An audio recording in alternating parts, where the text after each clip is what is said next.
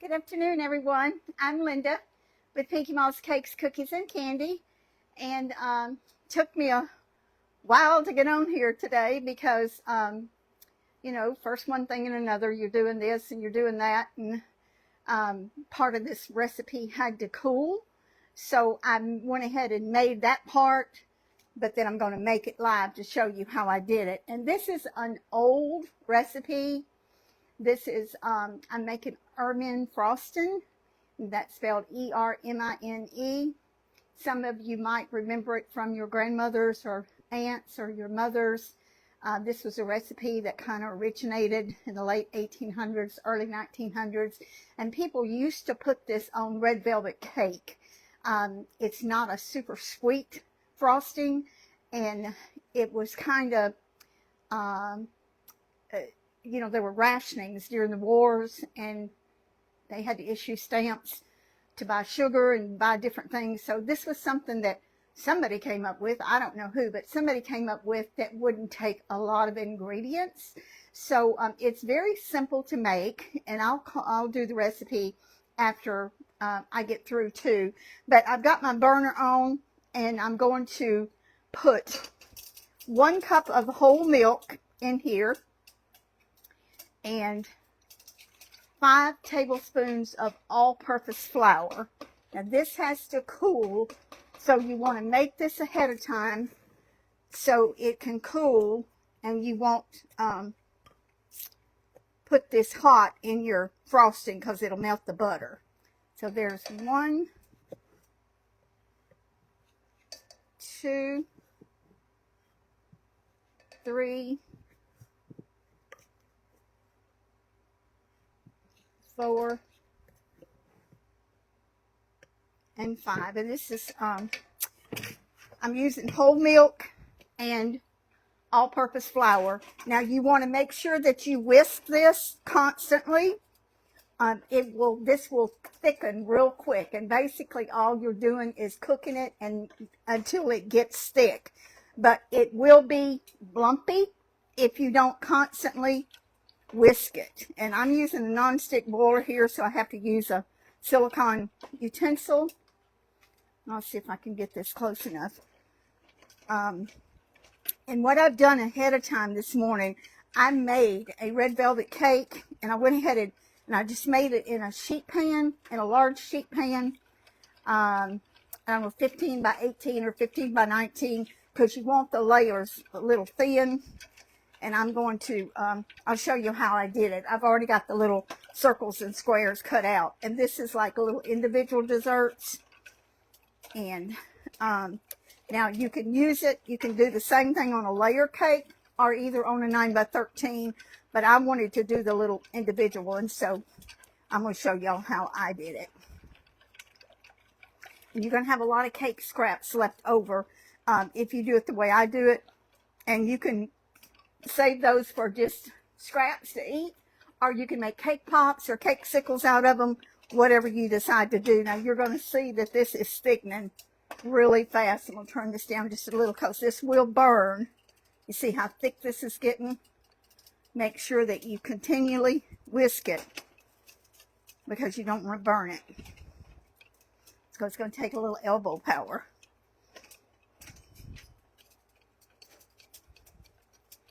It's just like a paste is basically what it is. Now this looks pretty smooth. This morning, the one that I did use a mixer to beat it to make sure there were not any lumps in it. And if there are any lumps in yours, you can do the same thing. Just take a little hand mixer and just don't beat it in the boiler. I never beat anything in a boiler or pot or whatever you call them, because you don't want to get any aluminum or anything off of the pan, Teflon or whatever kind of boiler you're using. So put this in a bowl, and if it needs, that doesn't need it. That's very smooth. And so I'm just going to set this aside.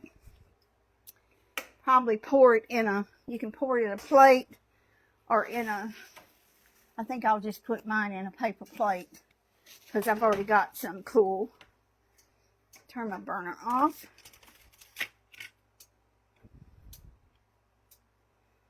Now, I'm not going to use this, not right now, because I already got some cool. I guess I'm repeating myself.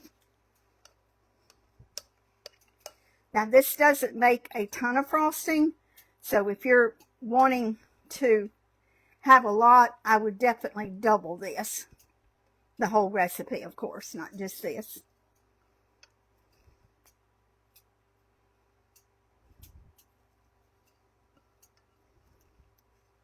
This is almost exactly like a paste. And I'm just going to kind of smooth it out here on the plate, and I'll cover it with a little piece of plastic wrap so it don't form a skin on it. And I'm going to put this over in my water to let it soak. And then we're going to move over to the mixer, and we're going to do the other part here. I didn't even put on my apron, forgot all about it. I made some bacon tomato sandwiches this morning. I had some tomatoes that I needed to use, and they're so expensive and so good, you don't want to waste them. So when they get ripe, you know, you need to use them. Okay, so I'm just putting a piece of plastic wrap over that to keep it from forming a skim over it.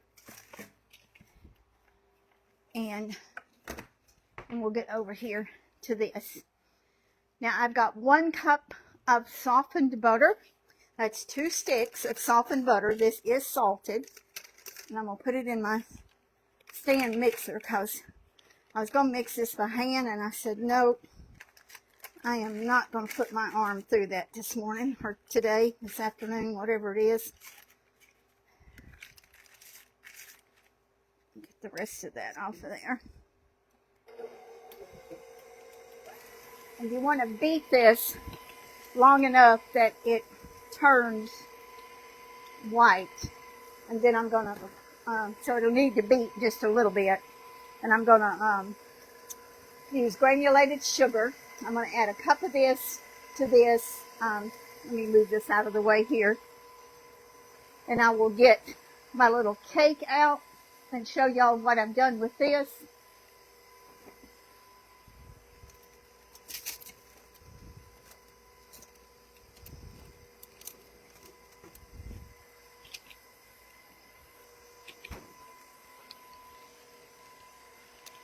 So I wanted this thin. I cooked it for 13 minutes, and I didn't cook it in this pan. I cooked it in one a little smaller, and I made 2 size circles, the little small one, and then a little bigger, and I made some squares. And I put it in the refrigerator just to get it a little bit chilled. So the reason behind the sizes of these little cakes is I wanted them to fit in my containers. So the little bigger one here will fit in here. And I'm going to do these 2 layer. And then the little small ones will fit in here. And there's going to be another layer on top of that. And then I wanted to do a couple that I'm just going to put in this. So I'll use the little square ones for that. So that's the reason that I chose different sizes. Because I want to,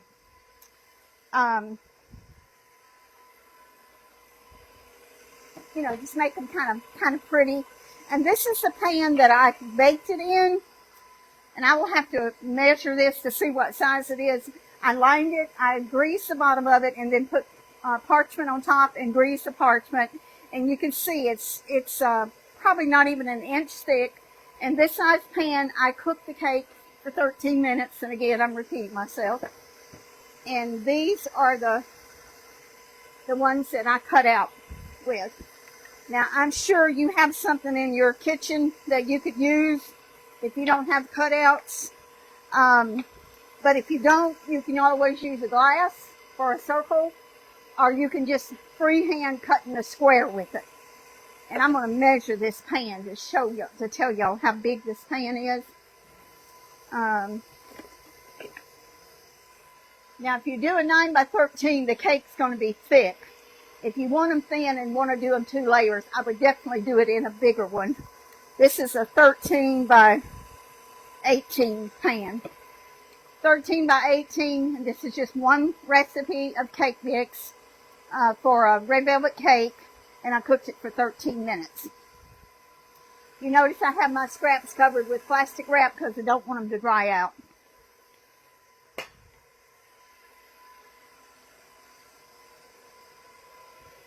Oh, I have to show y'all something I bought yesterday at Ollie's. Okay, my butter is kind of pale. You might not can tell exactly right now, but I know I'm moving around a lot. And I need this out of the way.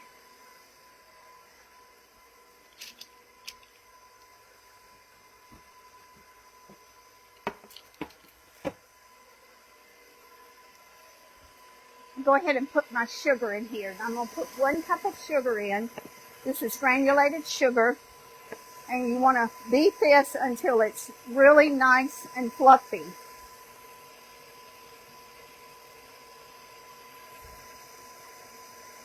You just pour in just a little bit at a time.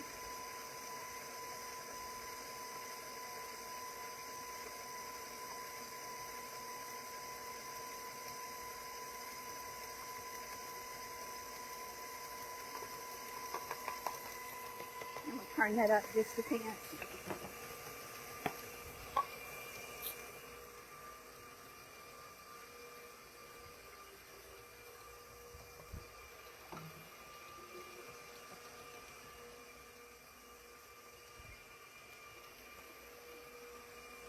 Show y'all something I bought yesterday at Ollie's.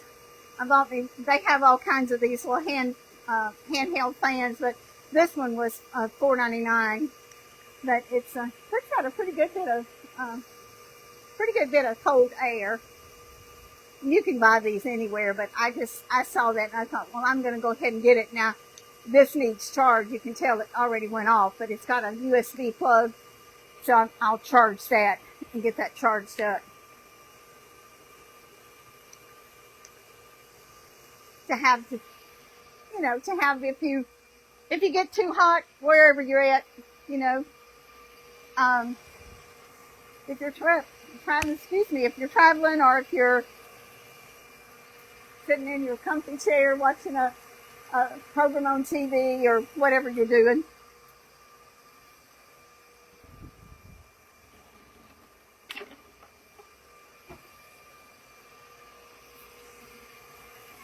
I'm going to scrape this down on the side just to make sure all of this all that sugar gets beat really good. You don't want any crystals or granules in it. And remember, when you're baking, when you're making something like this, you want to take the time to do it right. Hopefully. Hopefully. I mess up sometimes, but you want to try to limit your mistakes if you can. And again, this is not going to be a whole lot of frosting.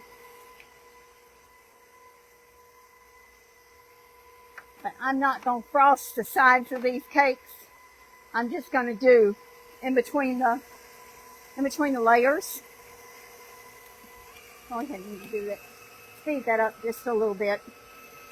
And then I'm going to add the flour mixture, milk mixture in here just a little bit at a time, but I want to wait until that cooks a little bit more. And then the only other thing is your vanilla. So it's a real simple recipe, real easy. You want to bake your cake first because you want it cool. And I definitely would do a double batch of this because this is not going to be a lot of frosting. So I'm going to give you the single batch recipe, and you would need to double that. It's 1 cup of milk and 5 tablespoons of all-purpose flour, and I did use whole milk. If you want to use 2%, then that's fine. I just like when I'm baking, I use whole milk. Cook that on medium-high heat till it starts to thicken. Don't walk off and leave it. It'll scorch. Make sure you're whisking it the entire time that it's cooking, and it only takes just 2 or 3 minutes for it to cook and get thick. Then put it in another little container and let it cool completely. Then you want to have a cup of butter, softened. That's 2 sticks of butter, and I did use salted. And beat that until it's nice and fluffy, and then add in 1 cup of granulated sugar, and beat that until it's all the granules are out of it and it's nice and has a nice smooth fluffy texture. And then gradually add your flour milk mixture in and beat that, and then add about a teaspoon of vanilla, and then you can use that to frost your little mini cakes, cupcakes, or layer cake, or 9 by 13, or whatever size you choose to make. And when I put this recipe on, I am going to put the single batch, but I would strongly suggest making a double batch to put on to frost your cake. More than likely, they probably didn't frost the edges back then. They probably just put frosting between the layers and on top. And that's what I'm going to do with these little baby cakes that I've made today. So, I still see some sugar in there, so I'm just going to keep beating this. And I'm going to get my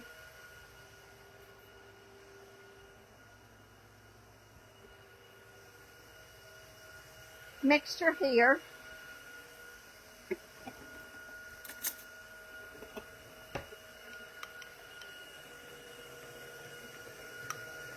This is the one I made earlier. It actually looks just like paste, is what it looks like.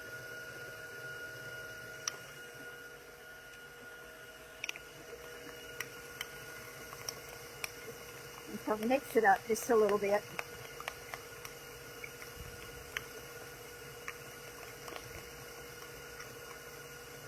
Now you could actually mix this up ahead of time and put it in the refrigerator.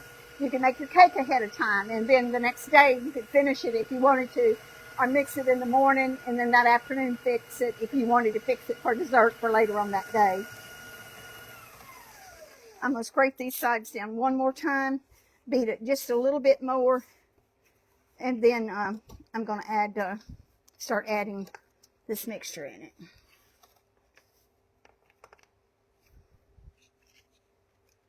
See how white it is? Nice.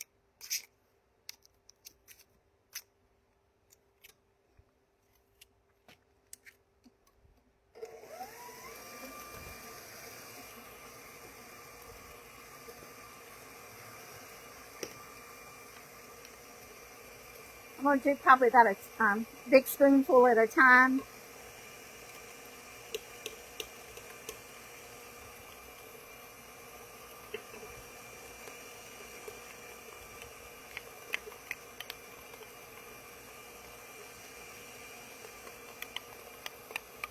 Now, if all you've got is a hand mixer, or you don't want to get your big mixer out, you can do this with a hand mixer. I just didn't want to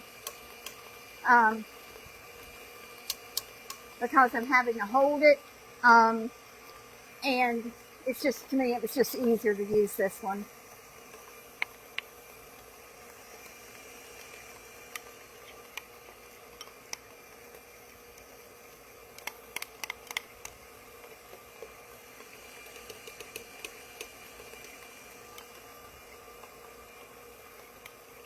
I want to get all of that out of there.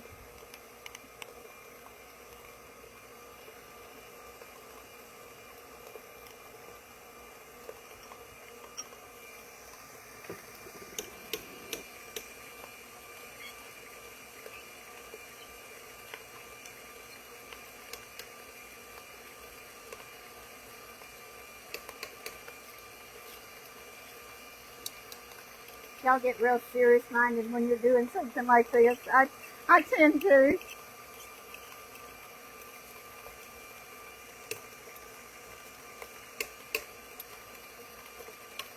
I guess that's enough.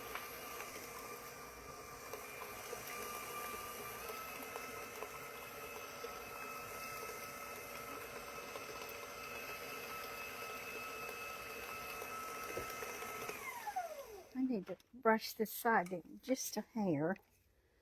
It's got a little bit of the flour mixture on the side, and I want to make sure that it's mixed real good together.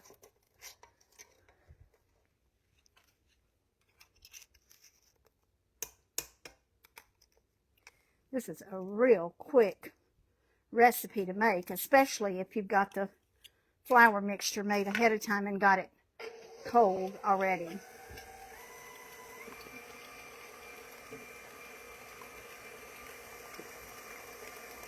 I'm going to put about a teaspoon in here.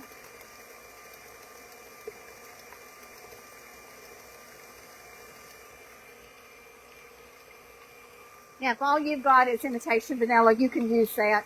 The extract is much better, but there's been many times when I didn't have the extract and I had the imitation, and that's what I used because that's what I had. So don't fret if that's all you got.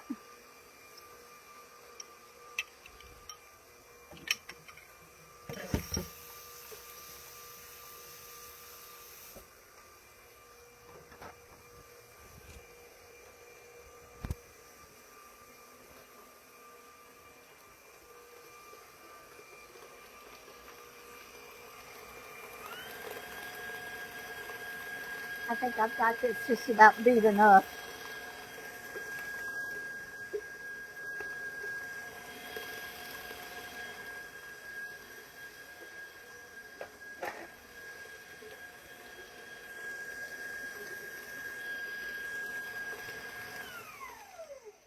I think we're good.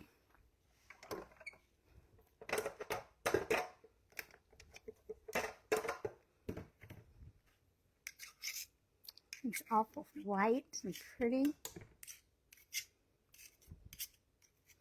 It looks really pretty on a red velvet cake, and it also looks pretty on a chocolate cake too. And I've been wanting to make a chocolate cake, and I went back and forth whether or not to do a red velvet or a chocolate, and I just decided to do a red velvet because, and I know what some of y'all are going to say, make a red velvet live. One of these days, either me or Mary One will. I'm not sure. It seems like Mary may have made a red velvet cake before. I'm not sure if she has or not over the last 4 or 5 years or whatever. But I thought the red would be pretty with the white icing. White frosting. We have people ask us what's the difference in frosting and icing, and sometimes I say frosting, sometimes I say icing. It just depends on whatever hits me, what I say. All right. Let me get the sticky off my hands.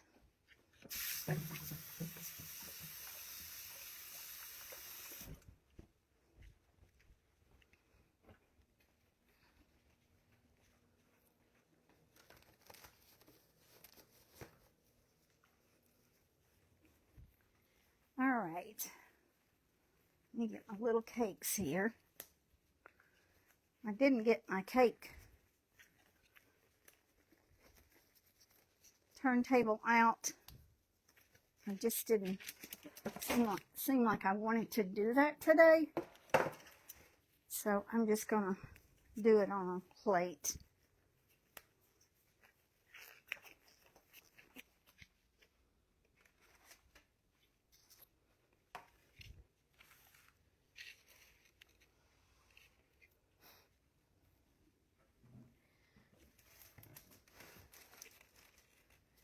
Let's see here. Which one do we want to do first?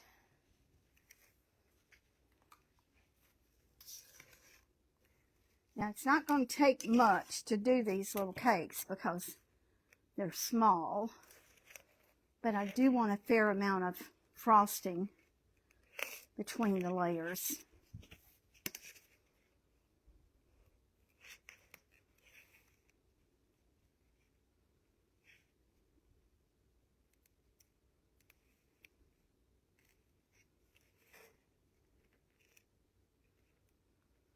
Now, if you wanted to do some kind of a drizzle or something, you definitely could. But I'm not going to do a drizzle. I'm going to do something else on the top of mine.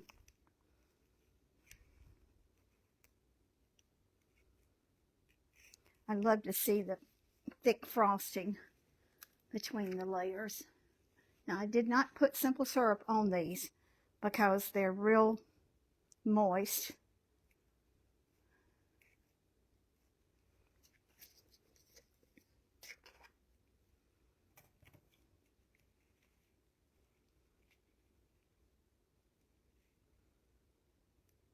Now, I could have piped this on here. I did not want to pipe it on here, just simply because I didn't want to get all of that out. So I'm just going to use, do the best I can to smooth this out. Now, if you wanted to get real fancy, now I don't have any of the forms that you see a lot of cake decorators use now, to where they put these down, or either put them on a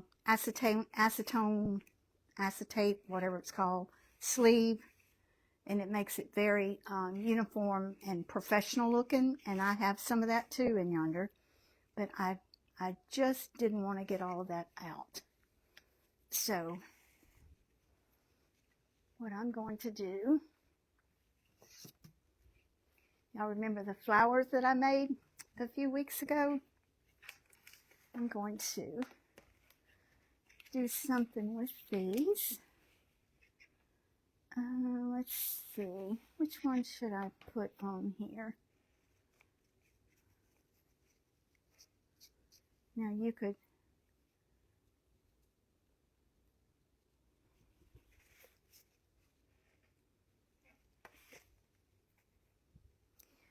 now we'll need to set just a little bit before you put it in your little carrier.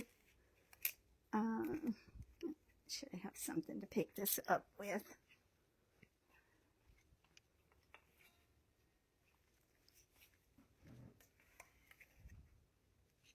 Now, of course, you know, that flour is edible. You certainly don't have to eat it. Most people would take something, that decoration off, because it's just, to me, even though they're edible, that's what they are. They're decoration. And just not, it's for looks more than anything else.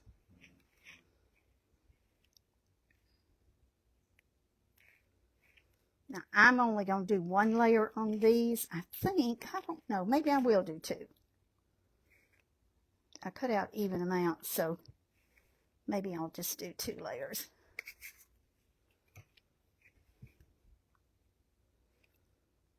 When I'm not frosting the sides, I do like for the frosting between the layers to be real thick.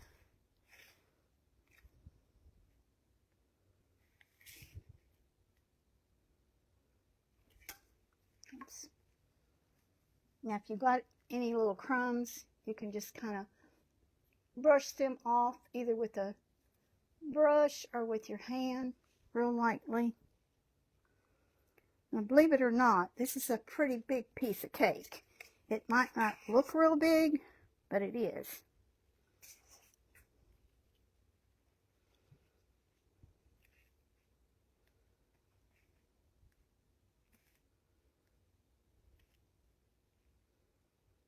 And this would be really pretty for if you were doing a lady or girl's tea, ladies or girls' tea.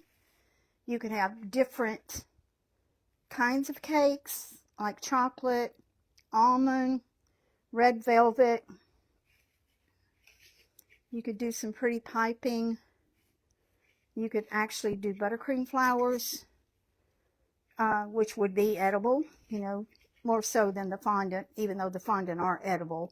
It's, to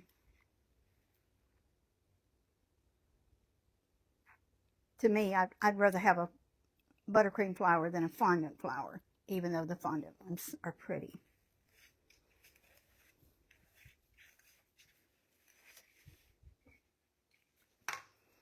All right. right, let's see. Let's do some little roses on this one. And roses and some hearts. I need my I need my tweezers, my cooking tweezers, bacon tweezers, whatever you want to call it.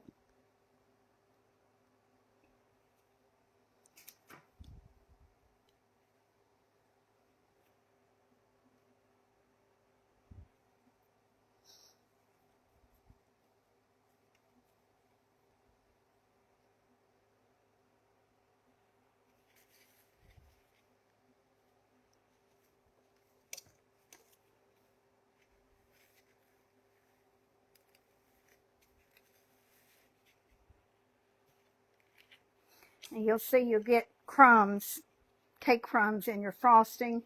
So you want to have a paper towel where you can clean your offset spatula before you dip it back in there again.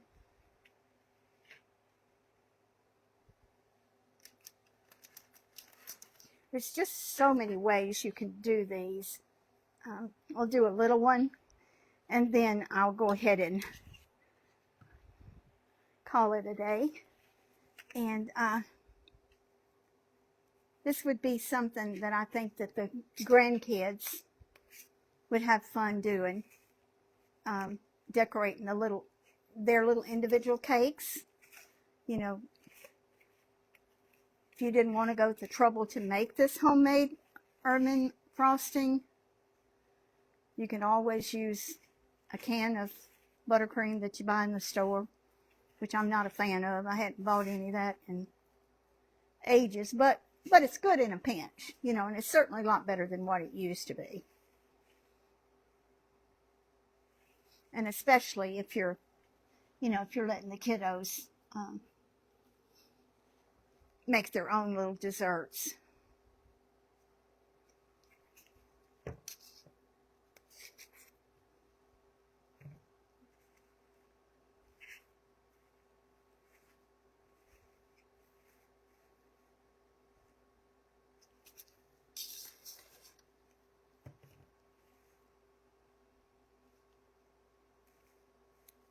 This may be too high for my little containers that I've got. I'll see in a little bit.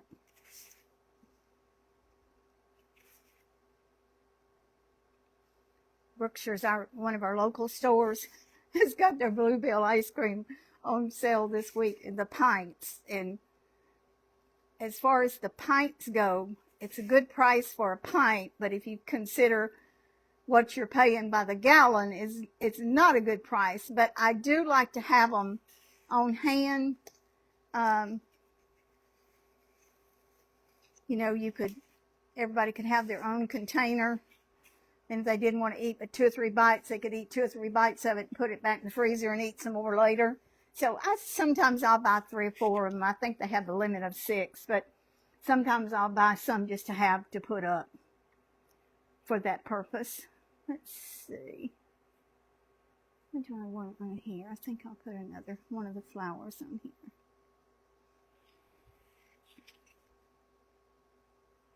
So that's a pretty good bit of dessert. If you're just wanting a few bites of something sweet to eat, then you could, you know, just whip. I mean, you could even use a cake mix. You wouldn't even have to go to all the trouble to measure out the cocoa and everything that goes the red. You might not have any red food coloring.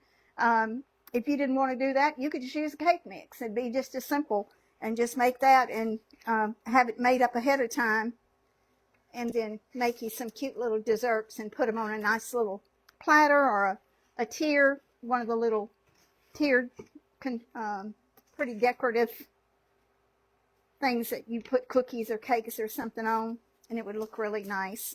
So anyway, I hope y'all enjoyed this little small video today.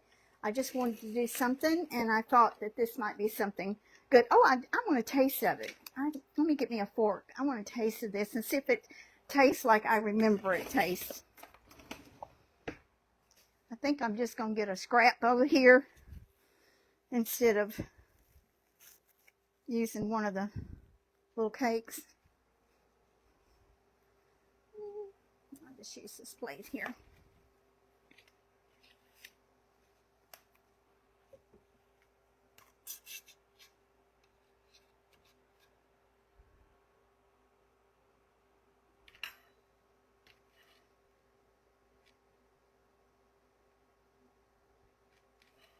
I don't want to get too much on there, but I want to get enough that I can taste it.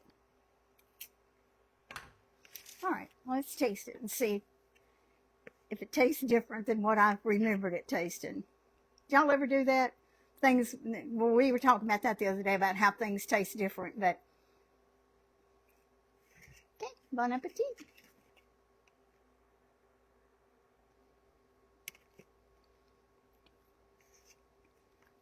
It's very light and fluffy. It's not super sweet. So if you have somebody in your family that wants a dessert, but doesn't want the sweetness of like buttercream or something that's super sweet, this is a great frosting to make. Doesn't cost very much. If you got milk in your pantry and you got flour, you know, milk, flour, and butter, and a little vanilla. So you couldn't get much simpler than that making this frosting. And that's why whoever come up with this recipe, because they didn't have this stuff back in the late 1800s, early 1900s. And even though some of it other things might have been available back then, I don't know because I wasn't living, but it might not be attainable for one reason or the other, maybe for the cost or maybe the logistics of where the people lived way out in the country and couldn't get to a store or something. So this was something that likely most people had. Butter from, you know, from cows, and milk from cows, and flour. They usually buy flour in 50, 100-pound bags back in the day. So let me know if you're going to try this and see what you think. And if you use another cake recipe other than red velvet or chocolate or almond, let me know what you use it with, what kind of cake recipe or cake box, whatever, that you use this icing or frosting for. Thank you so much for joining me. And we hope to see y'all again soon, and have a wonderful afternoon. Stay cool in this terrible, terrible heat that we're having, especially here in East Texas. When I got back in my car yesterday, when I got out of Ollie's, it was 100 degrees. 100. And I stopped and got the pizza from Pizza Hut and got me some tea. And that tea was so good. And I don't buy sweet tea very often. Because of the sugar, but I just got a small cup and it tasted so delicious in that hot, hot weather. Thank you so much. God bless. Be kind. Always be kind. You know, it doesn't cost anything to be kind. And remember to count your blessings. We'll see y'all later.